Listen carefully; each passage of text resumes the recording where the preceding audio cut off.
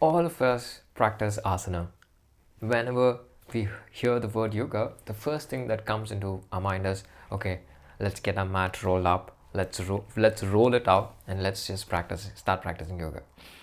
The first thing you're going to be introduced to whenever you start your journey on the path of yoga is by asana practice these days in most of the classes that you start or wherever you go. So what is this asana? So the asana, what we call as postures, these are all steps of Shiva Tandava. Okay, this is mentioned in the text, one of the most famous texts known as the Hatha Yoga Pradipika. Hatha Yoga Pradipika is one of the texts apart from the Yoga Sutras and the Giranda Samhita and the Shiva Samhita.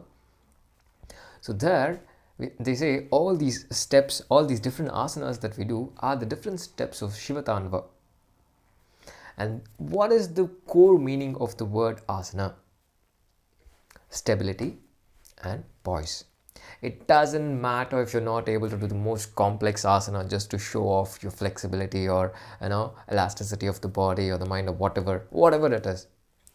If you're able to just sit down, just cross your leg, sit comfortably, that's it. That's the state where we can say, okay, you have mastered the asana. Sitting comfortably in a particular posture without any kind of discomfort and staying unmoved physically, mentally, and psychologically, then we say, okay, you have reached the state of mastery in asana. But in order to do this, it's not possible for everyone, even for me for the matter. Why do I practice so many different asana? Why do I share or even share the pictures, you may ask? It's not possible for me or even a lot of individuals to just sit in one posture and then just disconnect from everything. So we do a lot of other different postures to let go of all the obstacles that are there in the form of concentrated energies and binded energy in all different parts of the body, mainly the spine. And by doing all this different posture, what happens? The energy loosens up.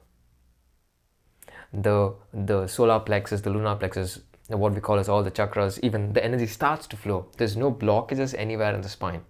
And once this starts to happen, energy will start to flow. Then you can very easily sit comfortably in just one posture, just normal sitting. Sit down, cross your leg, that's it, more than enough. You don't have to break about putting your head at the back of the head or standing on the head or the neck. You've achieved the state of mastery in asana.